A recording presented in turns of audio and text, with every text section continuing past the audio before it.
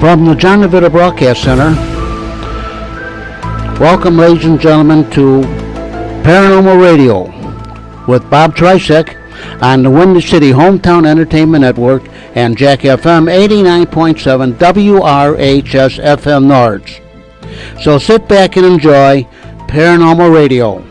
And now, here is the king of Paranormal Radio, Mr. Bob Trisek. Oh, I'm the king of paranormal. I'm back to the king of paranormal radio. Now I'm not alive and sitting upright. I got to say something about that, alive and sitting upright. Last couple of months, you said I'm alive and still sitting upright or something like that. And I actually got on Facebook a couple of messages. There were two people that actually thought I passed away. Not from that, but they says, we don't see Bob in his house anymore, and we don't see him over at Subway where we used to work, and there's other people living in his house. And somebody said, yeah, I think he passed away, and then somebody else put it on there. So I had to kind of clarify that. No, I am still here with everybody. So that's enough of that, unless I'm speaking right now from the other realm. Okay. Just some announcements that we've got going on. Today we're actually taking a break from Paranormal Radio, so I hope I don't disappoint some of the loyal listeners to this. We'll pick it up again next month. We'll start back up with Paranormal Radio. But tonight we're doing something different. If you've listened to Paranormal Radio, you know that from time to time I like to do other things. We get musicians on here and other people with other interests in some of the park districts and some local politics and things like that. And that's what we've got tonight. I've got a few gentlemen on that are some local politicians in the village where I reside now, over in Alsip. And they're going to be talking with us, Mr. Steve Didono, who's actually running for the village president. They call it a village president now. It's not the mayor anymore. It's village president. When you file, it's president. I see. They say do you get like an Alsip White House to live in too, or yes. Your own? Huh? Yeah, put siding on it, and it's White House. Yeah, I painted myself. And then Mr. Mike Pierce is with him also. And Mike is running for trustee. Yep, on the same ticket there. So we'll get to you gentlemen in just a minute there. So just take a break there while we give some announcements here. First off, I just want to mention the fundraiser that we did last month for Jack FM. That was over at the Edelweiss German Restaurant right around the corner from where we're sitting here now. That was for Jack FM. That was a fundraiser, and thank you to everybody that turned out for that. That was a lot of fun, and I hope we raised some money. Any idea, John, how much they raised? No, you don't have no idea? But we know we got something out of it. They raised something for the station there because we had some folks show up for that. So thank you to everybody that turned out for that one. Where I am going to be, everybody says, why don't you say something about where you're going to be? So, because I always forget. I always talk about everybody else that comes on as a guest. So, where I'm going to be this Thursday evening, I will be, that's the 30th, this week Thursday, I will be at the Justice Public Library over there on Archer Road, right close to the Justice Police Station there. And I'll be doing a program there at the library all about fortune telling. History of fortune telling, I carry it through with, ancient days right up to present day methods that they use and some bizarre things and some far out things that they use for that. And of course with a heavy tutorial on palm reading, because that's kind of my specialty. So we'll be talking about that over at the Justice Library. That'll be from 6:30 on. Justice, we kind of have a loose ship there too. We kind of start at 6:30, and if we get a lot of people, which we usually have a nice turnout there, the program runs a little longer.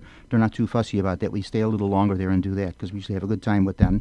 April 11th, I will be over at the Orland Park Public Library. That's over on Ravinia Avenue there, kind of close to the Village Hall there. I don't know their exact address. I know it's on Ravinia, right by the Village Hall in Orland Park there, and that'll be April 11th, and I'll be talking about amusement parks. So taking a break from paranormal there again with that, and I'm going to give you the history of Chicago area amusement parks, starting with the Columbian Exposition, right up to present-day Great America. We go through them all there, and that's kind of a fun program. I enjoy doing that, and we usually get a nice turnout at the Orland Park Library, too, and that will be at 6:30 over there also on April 11th. So hopefully we see you at one of those events. With the Alsip Park District in the community they live right now. Running a couple of tours with them. I'm in the book. I actually made the Park District book. I was in their last book, too, for the fall. I am running a Columbian Exposition tour, talking about the Columbian Exposition, and that will be on May 13th. They actually have the time wrong. If you're looking at the book, they put the time wrong for that. They have it as a 6:30 in the evening tour. It's actually not. It's 10 a.m. to 6 p.m. And we take you to Jackson Park, some of the sites and some of the things that are still left over from the Columbian Exposition, point that out to you, walk you around that. I collect 1893 World's Fair stuff. I just got to know. Oh, you do? Mm-hmm. Oh, we got to talk. See, you thought this show wasn't going to, you were going to be able to do this for an hour. I've been doing it for about 20 years. Have you really? Yes, sir. I collect old stuff. We'll talk. Wait a minute. We'll get to that. I collect some stuff too, but I got somebody else that I would like you to meet too that's very heavy into the Columbian Exposition. And Mr. Steve Didono. See, people have these hidden talents. They don't only run for office, they do other things too. So we'll get to that. So Columbian Exposition Tour, that's going to run from 10 a.m. to 6 p.m. We do lunch over at the Bubblegum Shrimp there on Navy Pier. We take you for a ride on the Ferris wheel and do all that stuff. And that one you can get a hold of the Park District at 708-389-1003. I'll say it again, 708-389-1003. 1003. And then with Alsip Park District also on Saturday, June 10th, a paranormal/historical tour. Now we're back to paranormal. And this is going to be strictly all downtown. The Red Lion Pub will have lunch there. It's a very haunted pub. We have lunch in that one, the Biograph Theater with the John Dillinger connection, some of the famous sites around the city that are haunted and have some paranormal connection to them. We take you to them. We do a couple of drive-bys. I don't like to do too many drive-bys. I like to have you actually get out and kind of experience the place, and you can take photos and things like that. And so we'll be doing that. So if you're interested in either of these tours, 708-389-1003 for the Alsip Park District, and they can give you some details on that as far as the lunch menu and things like that, because the lunch is included with all of that. Marionette Park, a lot of this stuff is local for us. It's all in Alsip there. Marionette Park, Bourbon Street, over there on 115 Bourbon Street in Marionette Park, famous place there. There is a benefit this Sunday, April 2nd, for a Mr. Gary Hughes. Gary Hughes has a 30-year military service record. He's an 18-year police veteran. And unfortunately for this gentleman, he has stage 4 cancer in the stomach and the liver. And as if this was not enough, Friday he had to go into the hospital, and I guess the diagnosis now was a brain tumor. So they are running a benefit for this gentleman and his family, and all the money that they get from this will help the family out with their bills and their expenses, because we all know how this runs when you have someone ill with that. Tickets for this are $25. You can get a hold of Mrs. Judy Parlin, I should say, at 1. Judy said, go ahead, give my number. She called me this morning. She says, would you announce this for me, Bob? He says, absolutely. It's very worthwhile. I'll be happy to announce it. Her number is 1-773-576-0695. That's Judy Parlin at 1-773-576-0695. And that will run from 2 to 6 in the afternoon this Sunday. I'm going to be there. There's a bunch of friends there. I'm going to try to do some palm readings for them. I don't know how Bourbon Street if they'll allow me to do that. They're usually pretty good about it if it's for a charity thing. Whoever wants to come up, and I'll read palms and do that, and they can donate money, and whatever I get, 100% of that will go to the family. And if I have to stay there till 10 o'clock, if I have enough people, I'll do it, because it's worthwhile. You want to see people unfortunate circumstances like this, any way we can help them out, and especially something like this where the gentleman's got such military service, gave so much public service to his country and to the police force and that. Raffles also, too. They are running some raffles, and I don't know if that's extra for that. The tickets for the event are $20. I think you can get them at the door, but they're $25 at the door. I'm not certain how that goes. If you want, you can call Judy, find out the details on that. But they are also raffling off a lot of sports memorabilia, and they got some stuffed jerseys signed by Jim McMahon and Ryan Sandberg, and some hockey memorabilia and stuff like that. That's all signed in that. So that'll be kind of a nice event. And you should show up there and do a little handshake and do. So, yeah. Show up there with that. You're a veteran police chief, aren't you? Lieutenant. Lieutenant. Retired lieutenant. How many years you were on the force? 33 years. 33 years on the force. There you go. So one policeman to another. Okay, that's kind of it. I think I covered all the announcements here, and we will just get to the guests that we've got on here. First off, I have to announce one thing here, too. I only have, today, with the idea for the show was to get both gentlemen from both parties that are running, the Citizens Alliance, and then the other party is the UR Citizens Alliance of Alsip. Alsip Citizens Alliance. And the other one is Better Government for Alsip. And that was Mr. John Ryan. And John Ryan was indeed asked to come on the show, and he had agreed to do it and everything. And then today he had an emergency. There was a family emergency. He left a message on my phone that his wife had to go into the hospital this afternoon for some sort of a procedure. And we just wish them well with that everything is fine. Hope it's just a minor procedure, and that Mrs. Ryan is all right with that, and that they're doing okay with that. And we understand perfectly emergency things do happen like that. But I just want everybody to know that in no way was I'm promoting one party over the other. The idea was to have both parties on here, and they both talk and give their candidacy, what they're doing, and what they intend to do for the village if they get elected, and that kind of stuff. So, and that's Bob, how that went. on behalf of Steve and I, we wish Mrs. Ryan a speedy recovery also. Alsip's a small town, so we all know each other. Yeah, absolutely. So that's how that goes with that. Okay, we're just going to get to it. Mr. Steve Dodona, gentleman running for village president. Welcome to Paranormal Radio. Thank you very much for having us. Yeah, you're very welcome. And then Mr. Mike Pierce. Running for trustee. Running for trustee. Can you be trusted? I hope people trust me. They've trusted I have me to in do the this past. little test. Last time when I had some politicians on here, because like I said, I've done this from time to time, and I have this little questionnaire thing that I kind of ask when I have political people on here. First off, I just would like to know how do you feel about the buddy system? Like if you get elected, do you feel like, cronyism and jobs to friends and jobs like me, for instance? I invited you to come on my show here. If I came to you and I says, I'm looking for a job here, can I be the village garbage collector for a $25,000, no, maybe a $30,000 a year job? What would you do for me? You're for or against cronyism? Oh, against. You're definitely against it? Okay, Yes. fine. Okay, we're cool with that. And how do you feel about bribes? Taking bribes. Somebody comes to you, they slip you a nice, little check, and they say, here, use this for your campaign fund, but if you get elected, I want you to do this for me or that for me. How do you feel about that kind of I've been a stuff? policeman for over 33 years now. I'm still part-time policeman, and I'm definitely against bribes. Okay, definitely Bob- against bribes. Bob, I'd say, and you say as far as the cronyism, I mean, we're a really small group, and the idea of trust, it comes down to hearing it right from the horse's mouth. So like when you were a police officer, you pulled somebody over, and if I slipped you like a $20 bill or a $10 bill, it wouldn't work with you, would it? No, it would not work. I tell I've you never what, had that happen either. I got to be honest with you. I just don't think you gentlemen are going to make it as politicians because you're just going to be too honest. You failed the political test. If we fail that way, then we're going to be okay. No, with of course I'm joking around here. I think both gentlemen have the best interest of the community and the citizens at heart. Okay, gentlemen, go ahead. If you want to state your case here, let us know what you're running, the ELSIP Citizens Alliance Party, and what you stand for, what you intend to do for the village if you do get elected there. Well, being a retired ALSIP lieutenant after 33 years in the police department, I know a nasty flyer was going around that I was going to cut the police by 50%, which is crazy. We're supposed to be at 42. We're 5 guys short right now, and women. And that right now we have 37. And I would like to go after cop grants so we could hire more, so it's not a tax burden on our residents. And also, So now what exactly is that? You said a cop grant? yes, it's you apply for these grants to hire a police person. Okay, and they give you the money to Yes, pay for them? It covers yes. their salary? Yeah, it covers their salary for the okay, first that year. sounds good. Oh, for a year? Yeah, yes. So then what happens after the year? You don't Well, get then we salary have- anymore, and you have to decide if Yeah. you can afford them or Yes, we, let them go or shift them into garbage collecting or whatever. Well, not quite. I see. but- Okay. No, I'm just messing with you here. Yeah. Okay. All right. So that sounds good to me. Okay.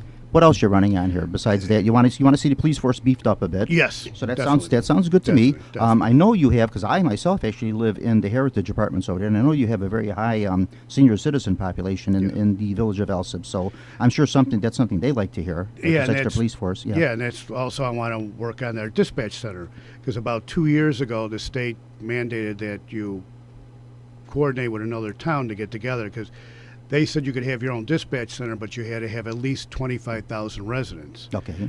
ALSIP only has 20,000. So we have to combine, or they will take over and decide who's going to dispatch our police, fire, and Who's the they that would decide? The state would decide that? yes. Okay. They would. States have enough troubles of its own to be making decisions for anybody else. I would think. States and townships have enough trouble than to be Yeah. involved in Yeah, local mhm. politics. So And the idea being, if your community does not have the required 25,000, they will take dispatching away and they will give it to a community that they feel is better able to handle it Yeah, or more could- populated. yes. Doesn't necessarily mean they're better. Oh, John DeVita over here in Norwich, he's shaking his head too. So you're going through the same thing. We're doing the same thing in Norwich. It'll be Norwich, Harwood Heights, and Silver Park. They're all going to mutualate together, and Mutualate? Is that a word? The dispatch centers will be all together, and the main dispatch center will be in the Harwood Heights police station over on Wilson Avenue. See, so your town will lose then. I mean, they'll have to Yeah, give up their our 911 dispatchers funding. here in Norwich will be out of a job. Yep. Yes. And you Ah. also lose your 911 funding also. Yeah. Mm-hmm. Yeah. Yep. And Okay, and but that's the one thing we're trying to 911 prevent. funding basically just covers the 911. It doesn't do anything extra. No. It covers that. We get approximately 300,000 a year. Oh, that's a pretty good sum. Oh, So you yeah, can do and we would something with lose that. Yeah. Yeah. Okay. All right. If we bring another town in, then we get their 911 Okay. funding. Now also. Sunday, I remember you came over to the senior center over there, the Heritage Apartments there where I live, and you were giving a little question and answer thing with some of the residents there. And I remember one of the things brought up was that you're kind of thinking of partnering up with Blue Island. Possibly, yes. Yeah, possibly. I've been It's a talking to them. possibility. Yeah. Also with talking. Marionette Park too. Yes. That was another possibility. So yeah. And Bob, I think that really one of the important points that Steve hit yesterday with the 911 center, especially with the seniors, is the fact that our dispatchers know know our citizens, and that seemed to be a really important point, especially with our seniors. Not only that they know how to navigate our roads and get there quick, but they also know the patterns. Sometimes you get multiple calls for the same person within a year, and on the way to the call, our paramedics already know who they're going to see and can be prepared on the way. And then I'm sure they also know the people that like to cry wolf. That maybe just it's a slow night for them, and they just decide to call the police dispatch center and say, "Oh, there's somebody out here walking around with a black coat on. It looks a little suspicious. Can you send somebody out?" So they kind of can differentiate what is an actual call and what is maybe but something you have not to, so you important. have to take you have it, to respond. Of yes, course you do. You have to take everything respond the seriously because same you way. just don't know. Yeah. You just don't know how it's going to be. Yeah. I today before I came here to do the show tonight, I stopped at the local Denny's on the way up here in Harlem, and there was a gentleman sitting on a park bench there that had asked me for some money as I went into the store. And then I sat down, had a little something to eat, and had my coffee and everything. And then as I'm leaving, he was still sitting there. And I thought, gee, I don't know to walk by this man again. And this time my back will be towards him. And I don't know if he'll get mad at me because I didn't give him something the first time around, and maybe hit me on the head or something. So what I wound up doing was actually walking around the back of the building, that kind of thing like that. So, you got to kind of be aware of things like that. So that's where you need your police dispatchers. They report these kind of things, and then they check it out. Okay, so there's a couple of good things going on. Any other important stuff here that would make people kind of want to vote for you and maybe not for the other guy here? Well, definitely I want to hire a full-time economic development. Okay. This one I want to ask you a little bit about. Go ahead. Explain, just for somebody that may not exactly know what that is and what that's about. Go ahead, explain that. That person would be in marketing to bring in business in the town, because we are lacking on our main streets on Pulaski, Cicero, and 111th Street. Okay. It seems like everything's and 127. Yeah, and 127. It seems like everything's going south or north of us. It's skipping over also. Why is that? Bob, we missed the beat. We've had these tax increment financing areas for more than 2 decades now, and we've constantly gone after retail. To the north of us is Oak Lawn, to the south of us is Crestwood, and both of these villages Real are heavy cities. retail villages. Very Mm-hmm. heavy retail, and Yeah. and have economic development professionals.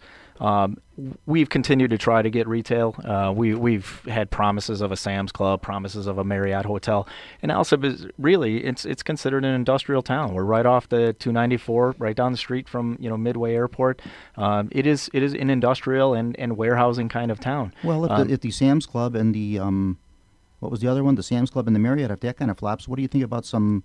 Maybe some whorehouses and some pole dancers and those kind of strip clubs and stuff like that. No, what do you think about that kind of stuff? We're not gonna see. see I thought that. I had a job Yeah. there. I would like to audition the girls and that kind of thing, but I guess We don't that's want out. any more. We don't have any of those cars. We No, don't no, want any of those. We don't want I any tell you, more. it sells. It brings in good money. You wouldn't have to worry about your dispatch money coming in. Well, another thing that brings in good money, believe it or not, is payday loan stores, and unfortunately, when you have vacant storefronts, there's they kind of sprout up. little yeah. to do that. Little you can do to stop them from coming in, and Yeah, they yeah. prey on the most vulnerable. They do. You see a lot of those payday places in some communities that are a little, I don't want to say necessarily poverty-stricken, but underdeveloped, and they're kind of preying on people that live there for those loans like Yes, that. So and we yeah. have enough of them already. Yeah, yeah. Oh, do And- we have those in Elsip? Yes. I know there was one on Pulaski, like next to the little station there, because I was Next walking to down that Jewel, way. over there. Yeah, and it's closed, isn't it though, or is it still there? I think it's still there. I think it's still Is there. there one still there? There was one on 111 in Oh, Cicero. I think it's a title mix. Well, they're just as bad. Yeah, Those title mix yeah. places are just as bad as the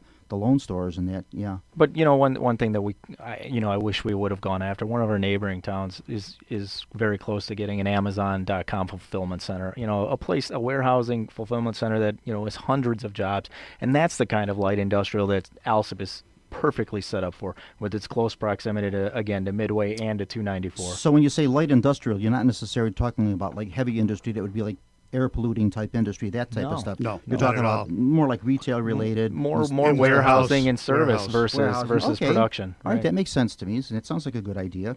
And so your way to entice these people to come into the community is through this marketing manager. Yes. Now, one thing I have to ask, I did make a couple of notes on some questions here because and there again, like I have to say, I'm not, one party or the other. I'm not really, and likewise too with the station here. No one here at the station is endorsing any one candidate over the other. But just some questions that I thought maybe, since of course the citizens from the community aren't asking questions on this, that maybe might come into some people's minds. If it came into mind, although my mind doesn't always work the right way, but these might be some questions that some other people may have. Did anyone check out what this would cost to hire this marketing analyst? Well, I'm sure it's not going to be cheap. It's But that's what I'm thinking. You know, if you're looking for a way to cut taxes and to cut costs and run the village on a tighter budget, it's going to be, because whenever you say professional, this is, you know, Yes. they get a professional salary. You are looking at probably $90,000 to $100,000 with with the benefits Yes. included there. So that's quite a bit. So now if you're planning on hiring somebody like this for like an extra 100,000, I'm guessing we're going on the low side here and we say $100,000 salary per year, plus some extra police people on the force and stuff like that. You're already adding some extra salaries in here, so that's already kind of putting a little bit of extra money into the village there, a little extra taxpayer burden. But what business would want to come in if we're low on our police? They want to feel safe. I when they get you. come And then to us. hopefully, too, if this does work and you do get the Yes. businesses in, that will generate the Yes. revenue And to, that'll pay to for the compensate and pay salary. for the Yeah. salary. Yep. Hopefully it works that way, yeah. Yes. Bob, I personally just moved my business from Lake Zurich to Downers Grove, Illinois, and one of the very first things that I did, because I sell industrial equipment, I have a lot of sheet metal, you know, and specifically, you know, metal mold sets and different things in my facility that, you know, somebody could knock my door down easily and take all that off to a scrapper. Well, the very first thing that I looked at, it was the safety and security of the village. How much police and presence, and how often they patrol the area that I'm in. You answered half of the question for me. I was going to ask you, was it more of like a safety issue, which you just answered that. My other thing was it a cost measure? Did they TIF you? Did you get a TIF for moving from one community to the other? Were the taxes lower in one to the other? I actually bought a company that already existed, and my engineering team all seems to live around the Downers Grove, Naperville area. So I moved it closer to where the brains of the business. Well, what's the matter with locating in Elsip? I did look in Alsip. I did look in okay. Alsip, and I looked at the Pro Lodges Park, right along 294. It just didn't. The size of what they had Gotcha. Okay, was a yeah, little I'm bit just- too big. Yeah, you know, sometimes I like to be the devil advocate. Oh, here, so I looked first. Don't take it the wrong I way. no when no I no. ask you I these looked. questions, I you looked know. first in Alsip. Yeah. Okay. All right. I get you. Okay. So, we got some good ideas here. Losing the better access to public records. This was something that kind of came up. I guess right now, public records are not that easily accessible, so you can't really see like the budget and you can't see what's going on. Am I making a mistake on this, or am I saying the right thing here? I'm gonna speak on that Okay. one. Just because, you know, the current village clerk, Deb Van Huysen, who's retiring. This You know, this the only term. thing it's okay. You said a name there, and that's okay.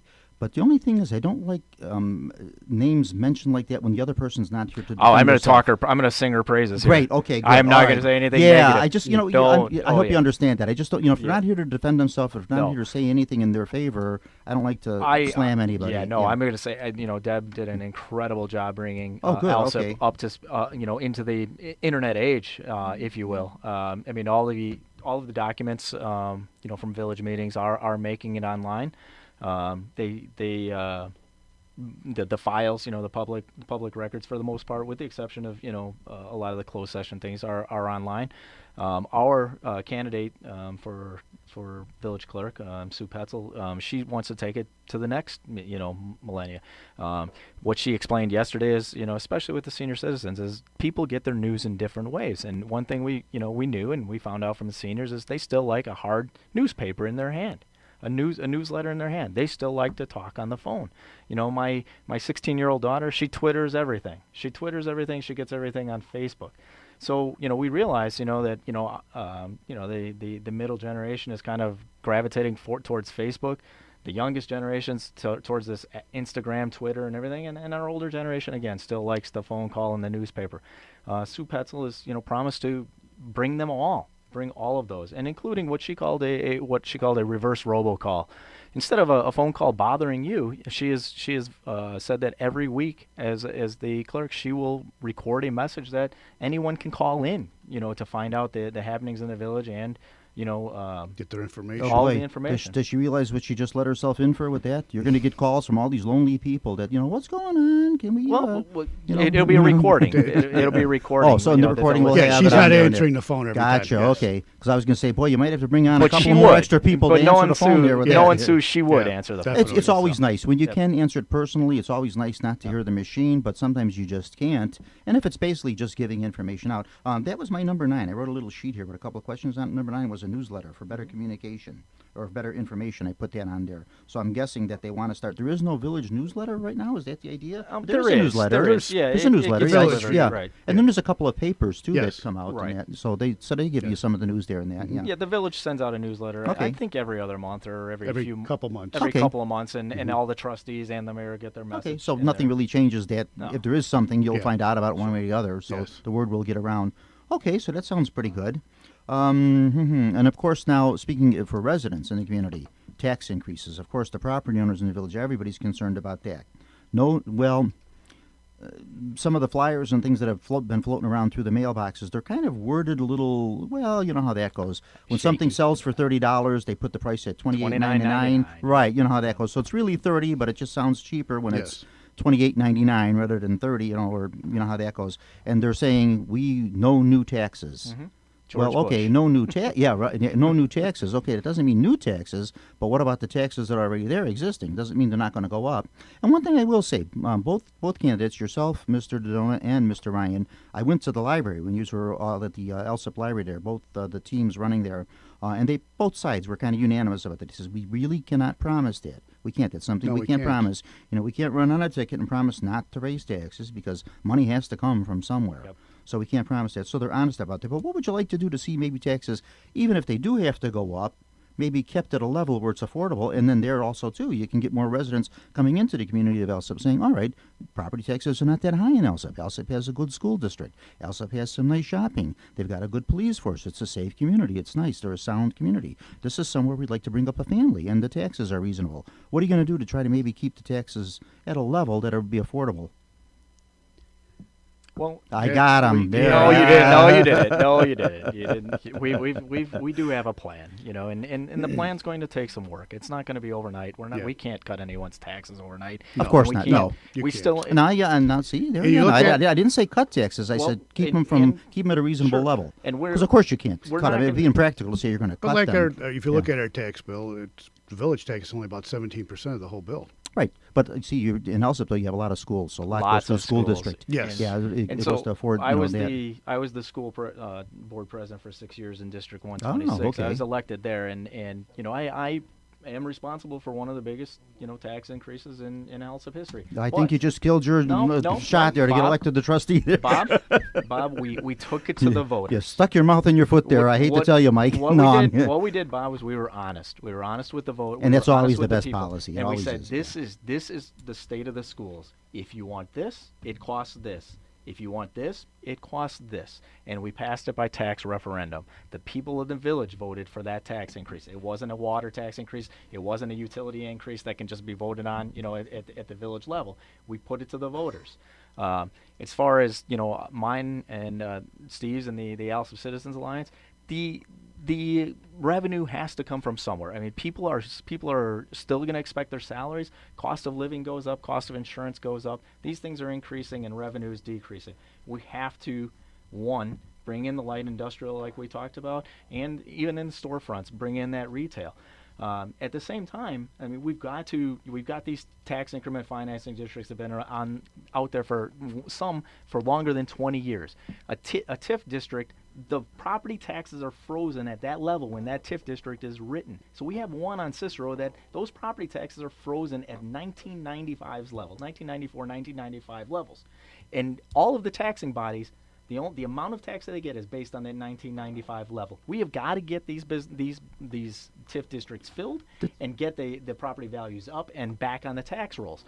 The other ones are blighted properties and things that people have walked away from. We have got to, through Powers of the Village, we talk about one of Steve's initiatives is a blighted property initiative. If this takes acquiring some of these properties, fixing them up, and selling them and putting them back on the tax rolls, that's something that we have to do. That's a revenue generator. People talk about, okay, what about more slot machines and different things? I'm telling you, strip clubs, slot machines. There's we- your money But right we're there. at the I'm max telling right you. now with our slot machines. We're at the max right now. It would take special, I see you got that one little place over there by the subway in that little plaza there where the medical center is. Sure. There's a little Yep. video slot there's few place of 'em. there. Yeah, there's a couple of Yeah. those. So those generate a pretty good Yes. sum too. So yeah. So the only way. But then again, you don't want to turn Elsip into a little Las Vegas or No. something either. You don't want to No. do that. You You don't want to go after the Of people. course not. Yeah, John, do we need to take a break, or are we? Oh, we're okay to keep going. Okay, fine. He was kind of looking a little antsy there, and when he does that, the break's coming up. 5 minutes? Okay. The only other way I just is wanted to to- ask you about the TIFs for a second, because TIFs might be a little misunderstood. I myself, I don't think I really understand them that much. My understanding of a TIF is to entice a business to come into your community and open up. What you do is you give them a TIF, and the TIF means for X amount of years, 15 years, 20 years, 10 years, whatever the increment is, they pay no taxes. When that is over with, that a lot of time, then the taxes kick in. The Now, property is that the way taxes. that works? Well, actually, the property taxes are frozen at the amount that's when When the it goes TIF in. was written. So they are still paying taxes, but they're frozen So- The from same, 20 years yes. ago or So, 15 Bob, years ago. if But I- then the trouble with that is, I'm sorry, I didn't mean to cut you up, but I just wanted to say my point before I forget it. Okay, what happens at the end of the 10 years or the 15-year time slot? They say, okay, fine, our TIF is over with. We're pulling up stakes. they We're can getting our just pull up community. stakes and leave. See, Right. and that's so. Who Yes. benefits from that? Then, Nobody. really, you But know? let me explain.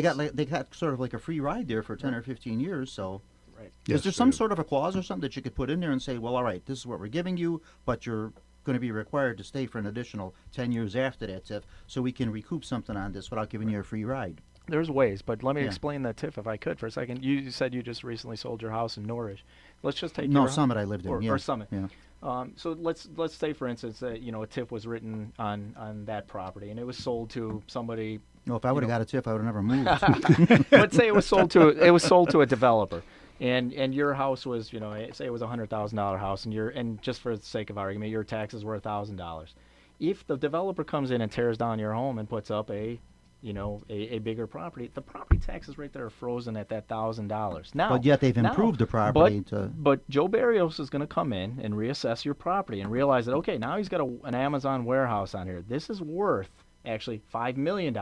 Okay, so there is the assessed value actually goes up. Those funds from that increased tax are actually go back into what's called the TIF fund. Now they can go back to the developer or back to the owner for more improvements or what have you. It doesn't go, that increase in property tax or increase in value doesn't benefit the city. It doesn't benefit the schools. They're still paid on that $1,000. The excess, the surplus goes into a TIF fund.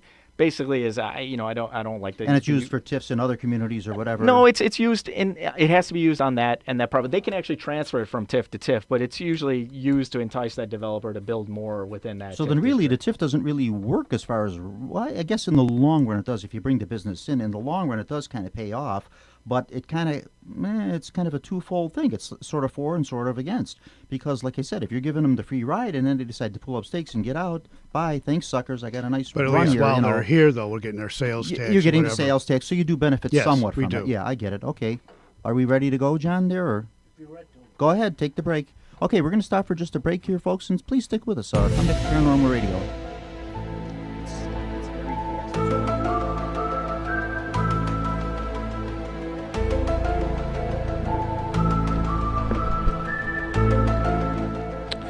You're listening to Paranormal Radio with Bob Tricek from the John DeVito Broadcast Center on Jack FM 89.7 WRHS FM Norwich and the Windy City Hometown Entertainment Network on Thursday, March the 30th, the year 2017.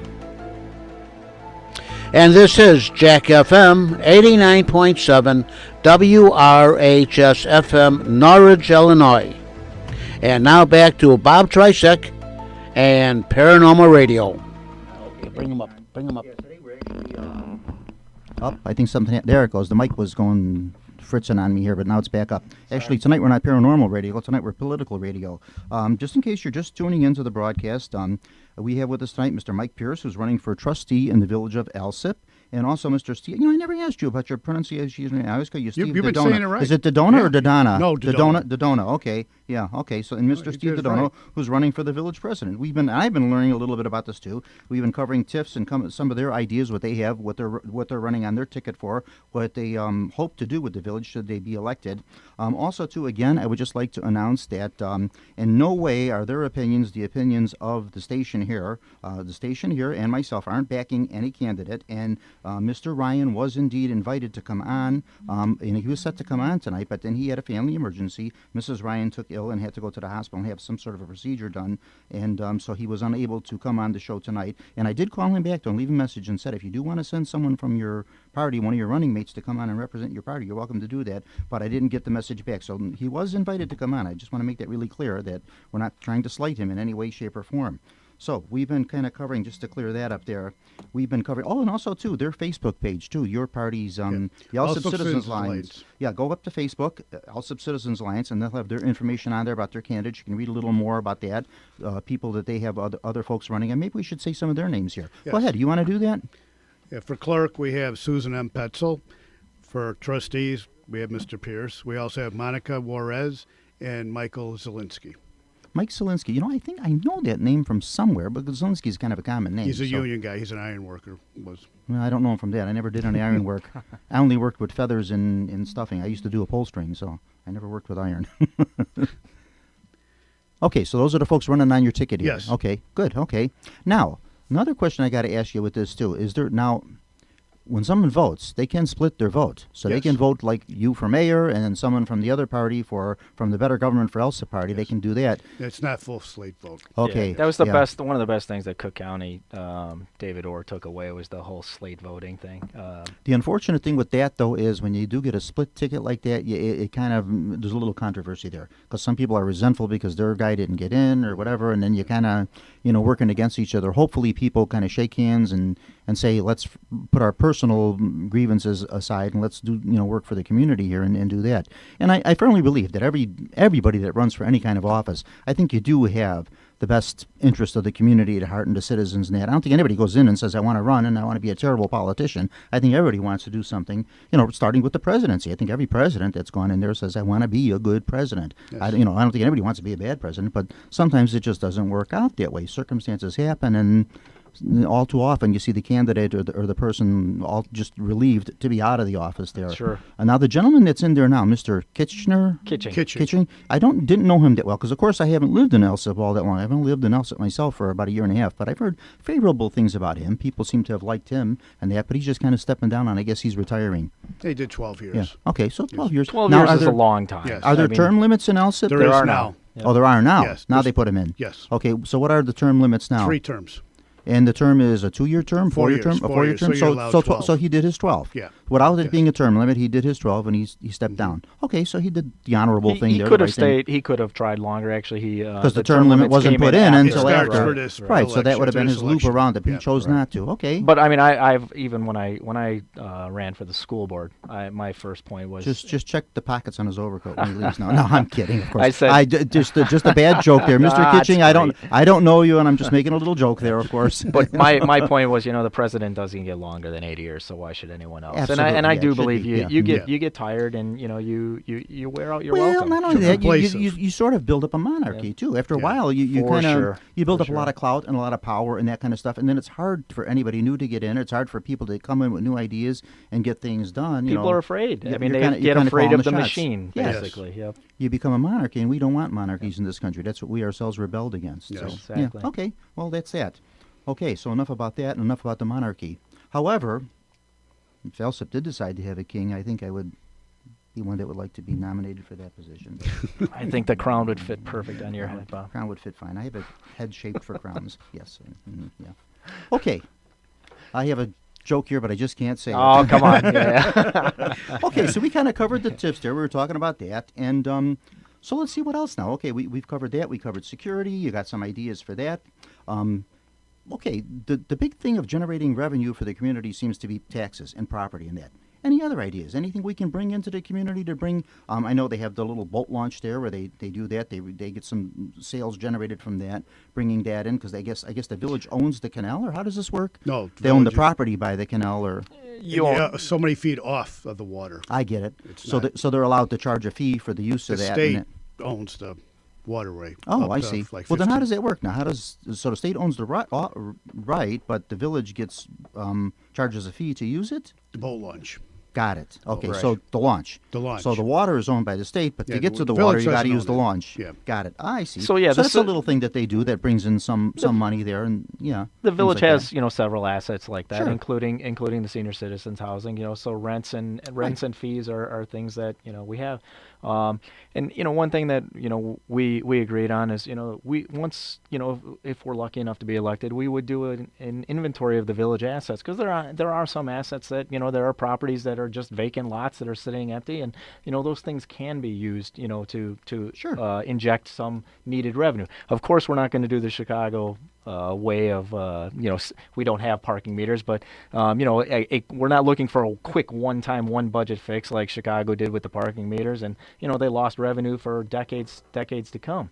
Years ago, that happened in the community I came from. I lived in Summit for 58 years. I lived in Summit before I moved to Elsip, which incidentally I do love the community of Elsip, and I speak very, very highly of the Heritage Apartments there. You got the Heritage 1 and 2 for seniors. So if you're over 50, 55 years or older, and you are looking for a wonderful spot to live, very good community to come into. He's shaking your head. What are you shaking your head about, Gabriel? Oh, you're. I thought he's like shaking his head and pointing at himself, like, "Come here." No, come to Elsip. It's very nice. It's well kept, reasonable It's really rates. nice. Yeah, it's really nice. Yeah. We'd need never to get get rid of it. It's a Yeah, great so it's revenue paid for. source. It's Yeah, it is. I've lived there for the year and a half, and I really have nothing to complain about. It's excellent. I really do love it. It's very nice. Yeah, and and that actually is owned by the village. yes. Those two And it's paid for. Yeah, and they're paid for. Oh, so that helps too. It's always nice to have the car Yeah. paid for too. You don't have that payment to make. So We everything would- that we comes would never in, sell it. so everything that comes in is just icing on the cake. Yep. Okay, I got that. Now we did mention a little bit there about abandoned properties. Was that what you called them? Yep. Yes. Now, abandoned properties, that's somebody that just had a business. They decide to close the business. They board the building up, and there it sits. That's it. Now, what happens? Do they still own it? They still pay the taxes on this thing? Or Or the do they bank just will take eventually it. leave it, and then the village takes it over? Or how does that The work? bank will take it. The upkeep of the property will be dreadful, and then everyone's So eventually property. it just becomes a dilapidated Yep. building that has And this to be is where raised we or have whatever. to keep. Yeah. This up is on this it. is where the village has to use its power of eminent domain to. Now, I haven't seen too much. Now, Elsip, of course, Elsip actually covers a lot more territory than I thought it did. Yes, we go It's from a lot Ridgeland bigger all the way to community. Yeah, Sacramento. see, me, I kind of stay up and down Pulaski there, the Jewel, the Osco, the Food for Less, the library, which I use extensively, a wonderful library system that you have there in Elsip. I really like that a lot, too. And so I kind of stay in my little neighborhood there. But there's a lot more to Elsip than that. You Yes. do own a lot more property. Well, Bob, before we get back And to what I was going to say was, over there, I don't really see too much abandoned property. There are a couple of things here and there, but nothing major. But I'm sure you have other spots. But that you'd before like we to get develop. back to the blighted property, let's touch on. I don't want to get back to the blighted let's- property. I want to talk about well, the abandoned let's property. let's touch on No, the I size didn't. the size of Alsip. Yeah, I mean, do you being a resident of Alsip yourself, do you realize how many police officers per shift patrol the streets of Four. Alsip? Four. Yes. Four. So that's 12 per. No, wait, that would be. So you have 24 hours in a day. So They're you've got. on 12-hour shifts, so there's 4 squads. That's what they Okay, call so it. 4 squads per 12-hour shift, which means If we have a I'm horrible call- at math. How many police per day are we using here in the village? You would have the four on each shift. 4 on each shift, and you have Which 2 is 2 shifts. shifts. 2 shifts. So you're actually running 8 police officers a day, Yes. and you want to increase that. Well, you got 4 on a shift, and then when that shift's over, then the other 4 would Right, come so in. eight Yeah. per day. Yes. You have 2 12-hour shifts, Yes. 8 police officers per day, and you want to increase that. What's the level you'd like to get it up Well, to? we'd like to get to the mandated level. Yes. There's actually an ordinance in Alsip that says that it's by contract. There are supposed to be Contractual. 42 police officers. We are at 42. 37. Yes. We're Okay, at 37. 37. Well, you're not too far away. Then Well, 37 five, is not too That bad. five makes is a big actually difference. a It big. does make a That's a difference. big number. So 5 would three be, would be a big number. Well, you Five got is a an big number. even number there, so you'd actually have 2.5 police officers more per shift. So that would make a difference. They can Yes. cover a little more ground in that. And But it's a big ground. Your officers do quite a good job, though. I have to Yes. admit, they really do. The And I know front they house. come by us there too. They patrol around there and that. So I see them quite frequently. They're around. Yeah. So it's not like they're hiding in the Dunkin' Donuts or No, anything. but They're around. Yeah, they're doing we've their got to job. help them. I mean, Yeah. we've got to help them, and it's got to be a stressful job being a police officer covering that Now, much would the square officers, mileage. the police you're planning on bringing on, would they be full-time, part-time? Yes, we have only full-time. Only full-time. Yes. That would be the way to go. And you no longer have a residency rule of No. officers in the community. The only town Most would be re- Chicago. Yeah, They're most all- residents yeah, got they're rid of all- that because it's yeah. hard to get that many people that are Not that the people aren't qualified in Elsa, but it's just hard to find that many in a smaller community. Our surrounding communities, the ones that are all touching Mm-hmm. Alsip, have all manned or gotten the manning of their police departments up by using what's called the COPS grant, the community oriented police services grant. We have not gone after that. Why? I don't know. I mean, we Yeah, we could need use to. that grant to up our police force. So you do get a grant for that. Now, the grant comes from federal government or from state? Federal. Federal. I was going to say, if it's coming from the state, you're going to have to wait a long Yeah, time to long get that time. check. Well, I saw the lawmakers are finally getting their checks. Well, well, of course, yeah, but until they get the budget passed, and that boy, checks are going to be a little tough to come by. So if it comes federally, that would be good. So you get the grant, and that covers it. Now, does that grant go on indefinitely, or does it go No. for a 2-year, 3-year, whatever? It depends on the grants. They're all different. Oh, so they're all different. So any idea? Like the Eventually, they max- would go on your They're going to be on Yeah. your payroll. Yep. You're going to be Oh, yeah. supporting them. Yes. in it. And then, of course, them being full time, they would be, pension, retirement, the whole Yep. nine And yards. they're paying Yeah. into the pensions. Sure. Yeah. Yes. Okay. So that's reasonable enough. I mean, that's what everybody's doing now. So Yeah. that way. Yeah. Need to ask you guys a little bit of something too about Okay. salaries. Now, I Sure. think you, and now, oh geez, I hope I'm not wrong with this, but I believe you said you're not taking a salary. If you No, get that was elected. me. I said I'm You're not not taking taking a a salary. salary. My job's not full time. Okay, what's the your mayor's job is ulterior? a full What's time. your ulterior motive? Nobody goes into this without taking a salary here. What are you getting out of this? What am I getting Besides out a of little it? candle store that you're going to open up on Pulaski there or something. So again, Bob, No, I'm just messing No, with no, you, of course. and it's great. It's a great question. Again, I believe that that serving on any board within a city that's not a full-time job is community service. I believe it begins and ends with volunteering. I served on the school board uncompensated. Our park board members serve uncompensated. Our library board members serve You're just kind of a glutton for punishment, Well, aren't why? you? There? But why? I mean, to attend meetings, and I'm and guessing vote. that you're like a longtime village resident. I actually grew up in the village next door and met my wife in Alsip when I was 18 years old. Oh, I went okay. off and served in the Navy, got married young, and when we moved back, when I got out, we decided to make our home in Alsip. And now it's time to give back to the Yep. community. Yep. Okay. all But right. I do believe it's community service and should be uncompensated, or at the very least,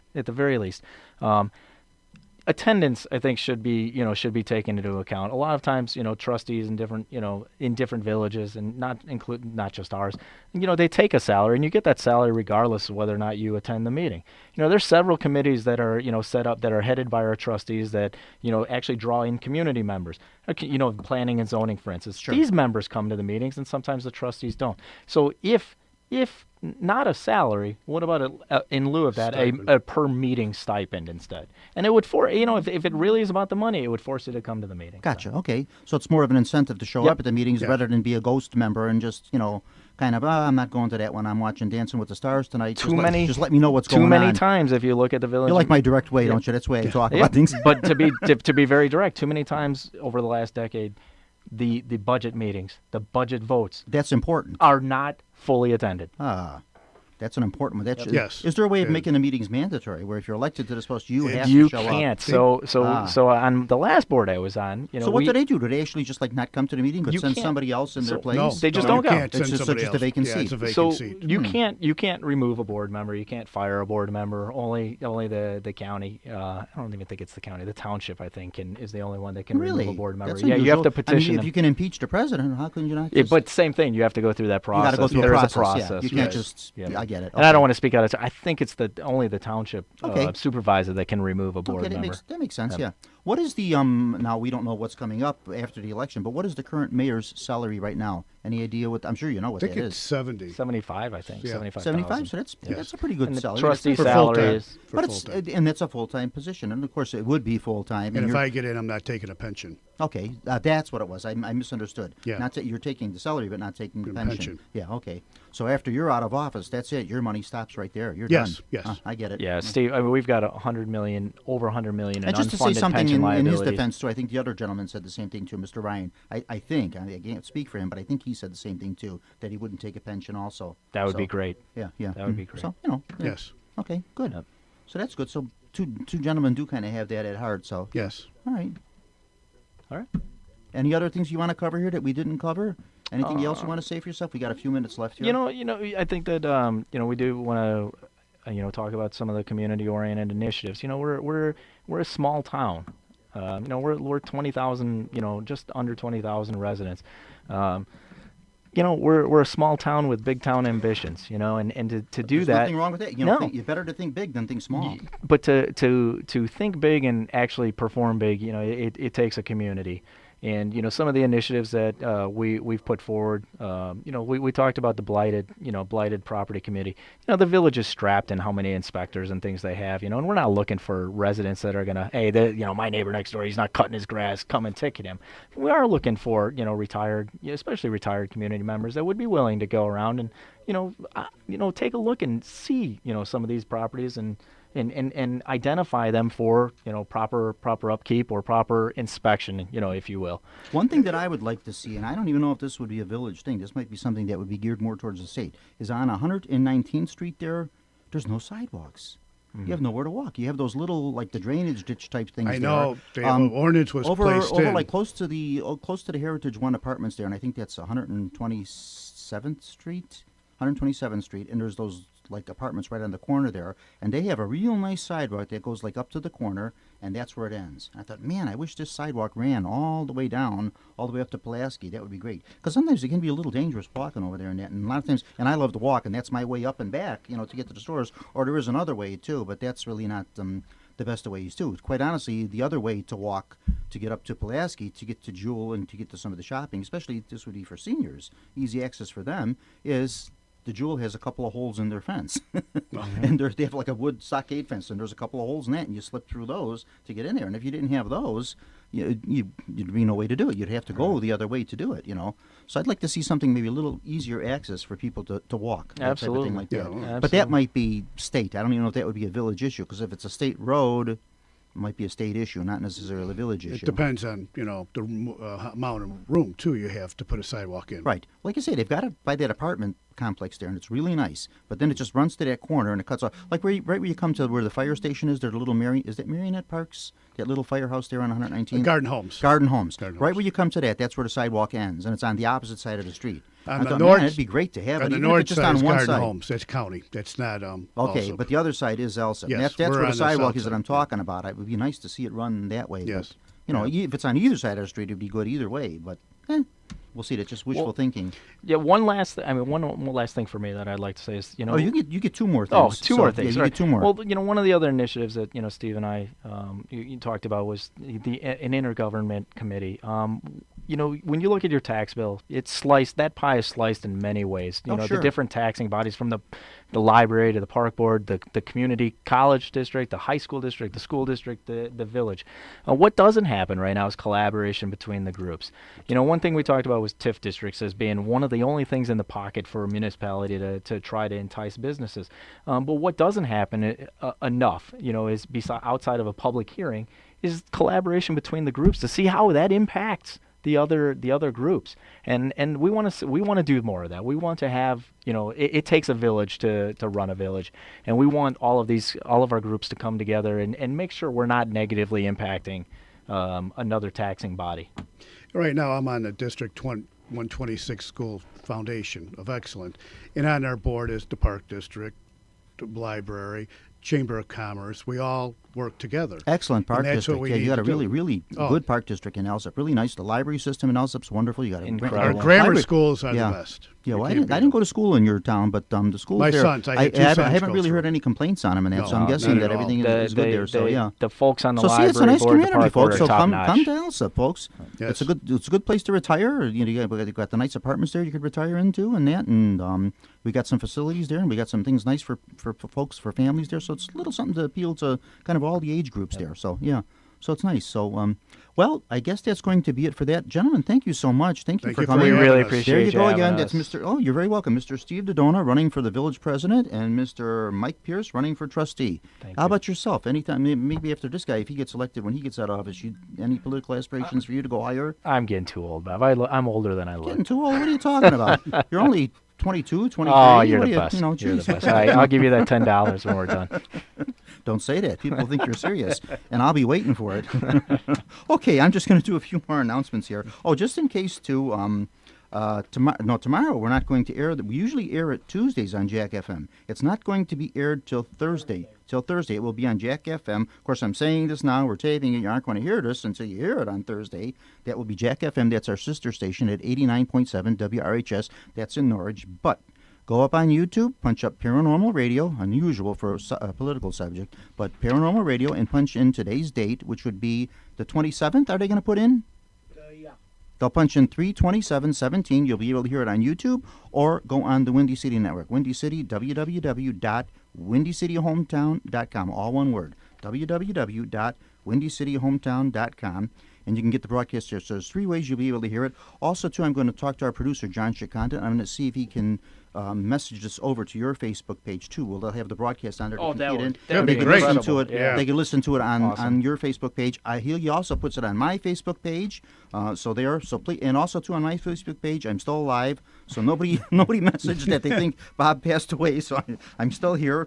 And also, too, please don't forget, I had some other announcements here, but I'm not going to do my announcements. The one I do want to squeeze in again is Marionette Park. That's the Bourbon Street, April 2nd from 2 to 6. That's the benefit from Mr. Gary Hughes, 30-year military service veteran, 18-year police force veteran, going through some really rough time here. Hard for the family and that with some illnesses and things there. A benefit for that, $25 for the tickets for that. Judy Parlin has been working very, very tirelessly. My gosh, she's been doing a lot for this. Selling tickets, putting the notices up. She called me this morning and said, Bob, could you mention this on the radio? So she's been doing a lot for this, and really I give her a lot of credit. She's been doing a lot of work for this. Give her a ring if you're interested in coming at 1-773-576-0695. Also, too, they sell raffle tickets, and that will be done, I think, over there on the door. I will be there doing palm readings for donations. Whatever I get is going to go right to the family. Sometimes I've done these things before, and I've, like for my one friend Charlie Johnson, for his VFW post, we raised a little bit of money there by doing palm readings and that. So sometimes this brings in some money because people are interested in this stuff. Not everybody, of course, but that's what we do on Paranormal Radio. Also, too, do not forget the other Windy City shows here. Meet the Chicago Historians, great show. I think they're going to be here on. No, they took my slot. Those louses. They took my Tuesday slot. Right, John?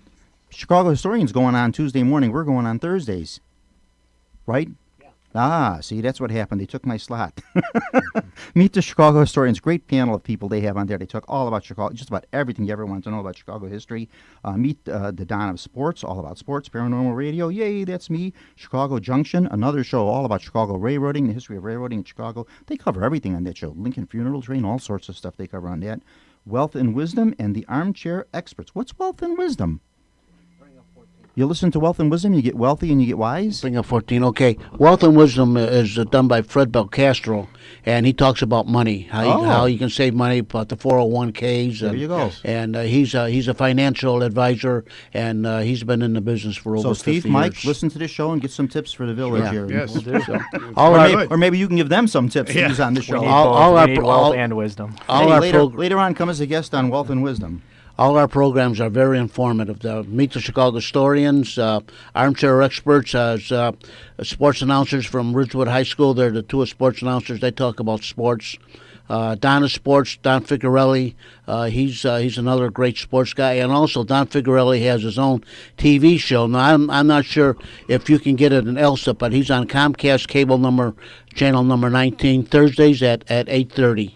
Ah, okay. So you've been asleep for the last 5 minutes because I just mentioned all those shows. That's okay. Nothing like giving him another slot there. Also, too, just a personal message to Mr. John Chiconda. He's our producer. He does a wonderful job with the shows here and everything. John, if you could, I'd ask you to kind of, as a personal favor to me, if you could kind of maybe do a rush with this show and get it up on YouTube as quick as you can in it, because the election will be coming on the 4th, and that way we can get as many people as we can to listen to this broadcast, and maybe that will help to make them a decision for what they want to do with the village of Elsip there. As soon as we go off the air, Bob, I'm going to give him a call and tell him as soon as I get it in Dropbox, I'll call him and have him to get it up right away. Yeah, he's pretty good about that. Now, sometimes he posts them the next day, and that'd be Thank good you if he very could. much. So we'll do that. So Yeah. Okay, folks, that's about it for that.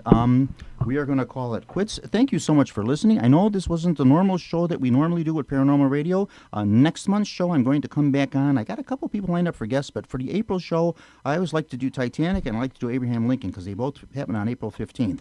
Titanic sank and Abraham Lincoln was assassinated. So I usually talk about the Lincoln assassination and some of the strange facts surrounding that, and about some facts you may or may not know about the Titanic. So I'll be doing a little bit of that, and then a couple of people I'm going to bring on. I'm going to bring actually a Titanic survivor on. Ha! You wonder, how am I going to do this? Titanic sank 125 years ago. No, we don't have any Titanic survivors list. I just tell you things to get you to listen to the show here. Once in a while, we stretch the truth a little bit. Okay, folks, thank you so much for listening. These shows Thank you very much. Thank you, gentlemen, for coming on. This show's just an absolute joy for me to do. Thank you so much, folks. Have a wonderful evening. Bye-bye. Very good. Very good.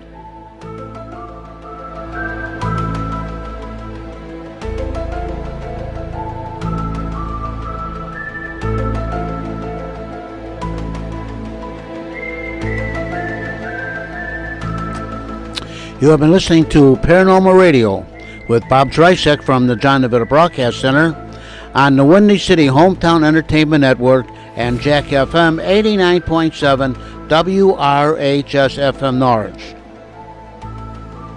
Paranormal Radio was directed by John DeVita. Our special thanks to the executive producer of WRHS FM Norwich, Mr. Kevin Zeflik, and the executive producer of Windy City Hometown Entertainment Network, Mr. John Seconda. This broadcast was pre-recorded on Monday, March the 27th, the year 2017. Until next time, please be safe and thanks for listening.